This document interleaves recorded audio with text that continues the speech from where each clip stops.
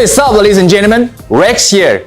Welcome back to LaserPecker YouTube channel. Today, I'm going to show you how to turn plain stainless steel into stunning rainbow art using nothing but a laser. Yes, no paint, no chemicals, just pure laser magic with the LaserPecker LP5 and LP4. If you've never done color engraving before, don't worry, I'll walk you through the full process step by step. But first, what exactly is color engraving? Well, it's the technique where laser heat creates a super thin oxide layer on metal. That layer bends light and produces amazing colors. Kind of like a soap bubble or oil slick. It looks like magic, but it's real science. And today, you're going to learn how to do it. So without further ado, let's get started.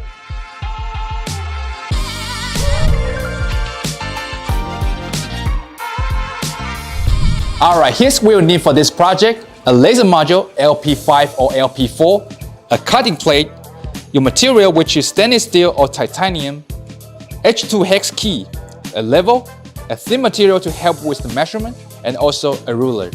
In this demo, I'll use the LP5 as an example, but I'll also show you all the tests we've done on LP4 as well. Plus, the color engraving process is exactly the same for both LP4 and LP5.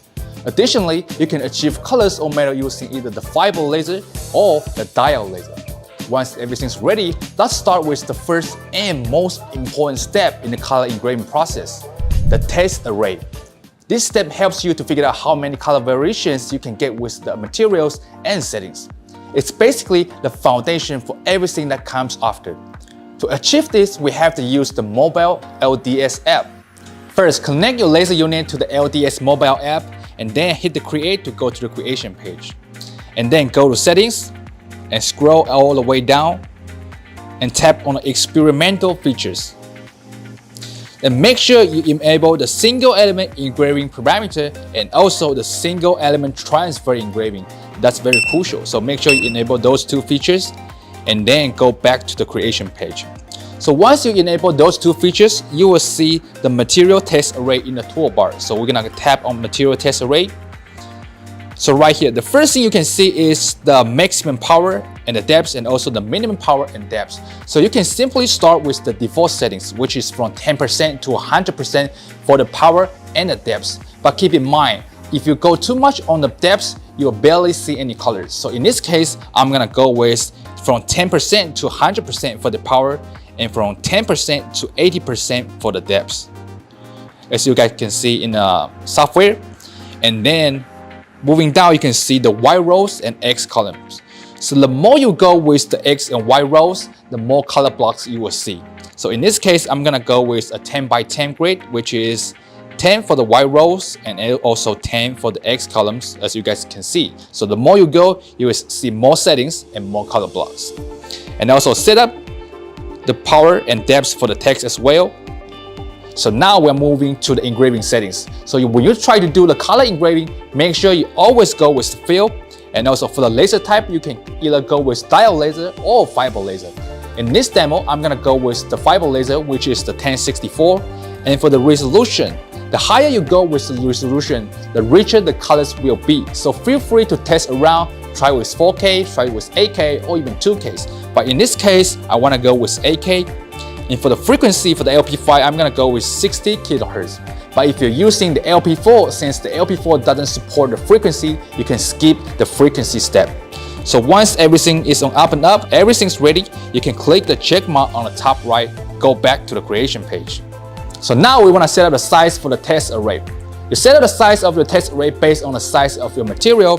And in this case, I'm gonna go with 22 for the width. And that's the ideal size I wanna go with.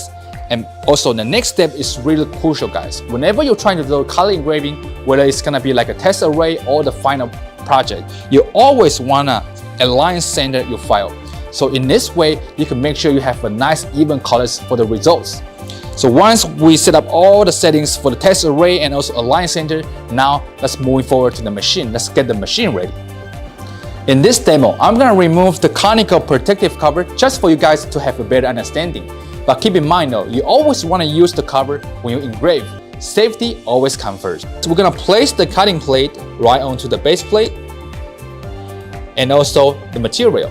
So we're gonna use the level from the toolbox and I want to place right on top of the cutting plate and check if the cutting plate on the machine is level. So make sure you check the level from side to side and also from front to back. So once your work surface is level, you want to place the level right on top of the laser unit. And the same stuff, you want to check if your laser model is level from side to side and also from front to back.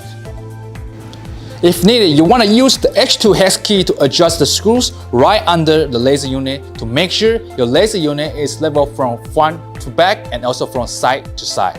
Now let's talk about a little trick we recommend when you're using the fiber laser for color engraving. It's called the autofocal technique. So normally, when you engrave, the two red dots should coincide. That means you're at a standard 150mm focal distance. That works fine for regular engraving. But for color engraving, you are missing out on a ton of color options if you just stick with 150. That's why we go slightly off on purpose. Through testing, we found out 154mm give you significantly better color results. But you don't have to stick to just that. Play around with it and see what works best for your material. In this demo, we'll stick with 154mm.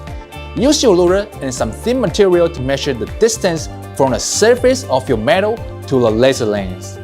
As you guys can see in this image, we've set it to 154mm.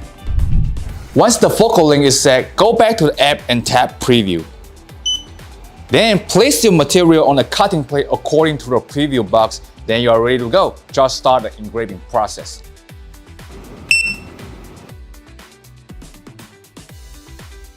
But keep in mind guys, once the engraving is finished, please leave the metal on the cutting plate for a while before you pick it up, cause it's gonna be hot. Hot to the touch, so please keep that in mind. Now, let's take a look at what we got. Compare your engraved result with the test array in the app. You'll probably notice that anything below 10% power, there's barely any color showing up. Also, we don't have much choice under 18% of depths, and colors greater than 64% of depth is kind of burned. So let's tweak it and run a second test array with the update settings. For power, from 20 to 100%, for depths from 15 to 65%. Everything else stays the same. This time, the colors should pop a little more.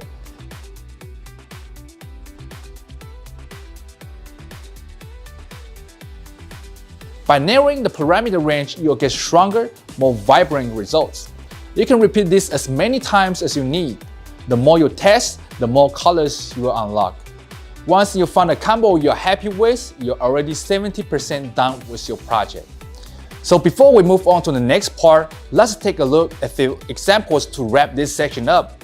Here's a quick look at some test array we did with the LP5.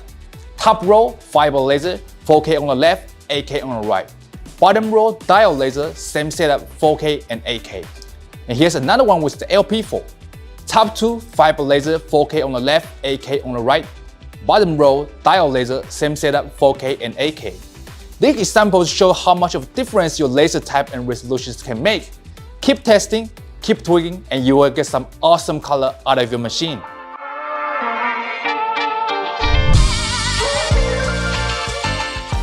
Before we start editing, we've also prepared 4 color engraving files that are free to download on CraftZone. You can find all files in the description box. But if you want to use your own design, let me show you how to edit the graphic. First, open Adobe Illustrator and load your vector design file. It could be EPS, AI, or SVG format. When you click on the design, you may notice that unprocessed graphics have overlapping paths, which can cause engraving errors. So now, let's clean up the image. First, go to Window and open the Pathfinder panel. Select the design, then click Divide in the Pathfinder. After dividing, click the image again and double-click to enter the group and select one of the individual color elements. Go to Select, Sand, Fill, and Stroke. This will automatically select all elements in the design that have the same fill and stroke color. Next, in the Pathfinder panel, click Unite to merge them into a single shape.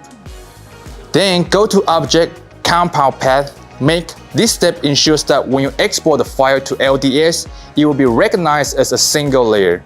Repeat the same process for other color elements until the entire design is cleaned up and merged by color.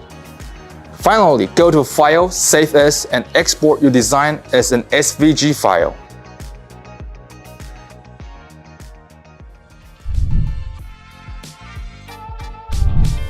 Now, we're getting to the most exciting part, guys, the final step for your project. Once you've completed all the tasks and finished editing your file, import the file and tap Fill, then ungroup the elements. Then, based on the effect you want to achieve, assign the corresponding color parameters to each layer.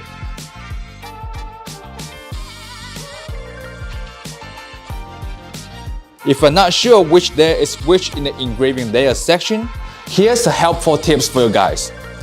First, go to normal layer and hide all other layers by tapping the eye icon. Leave only the first layer visible. Then tap Fill and you will see the corresponding layer is automatically selected. This trick makes it much easier to identify and manage each layer.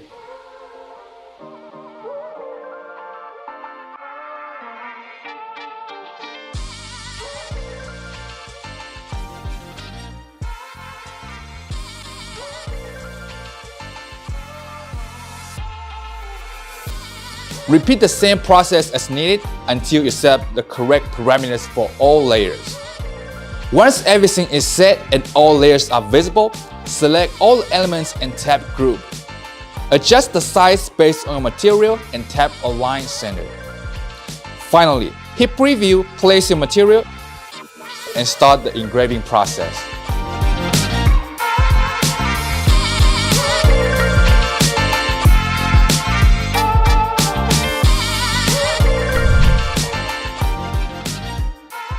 Alright, before we wrap this up, here are 10 tips that will be tremendously helpful for your color engraving project. Tip 1. For best results, use silver colored stainless steel or titanium for color engraving. Different materials will produce different effects. I've also added the material link in the description box, so don't forget to check it out. And tip 2. The final engraving results may vary, depending on several factors, the material, ambient temperature, the machine temperature, or even how your object is positioned on a platform. And tip 3, make sure your work surface and laser model are level. This helps prevent uneven color distribution. And tip 4, clean the stainless steel surface before engraving. Avoid oil, fingerprints, or dust. Any contamination can seriously affect the oxide layer formation. Tip 5, use mobile LaserPecker apps throughout the entire color engraving process. And tip 6, make sure your engraving file is aligned center before you begin the engraving process. And tip 7, try experimenting with different focal distance, resolutions, and text array settings to explore a wider color range and get more vibrant color blocks. And tip 8, if you want richer, more saturated colors, try using higher resolutions. And tip 9, avoid engraving large areas. Color engraving works best with detailed shapes and moderate field size. Large blocks may result in uneven or dull colors. And tip 10, finally, if you found this video helpful, don't forget to like and subscribe to our channel. We've got more awesome tutorials coming your way.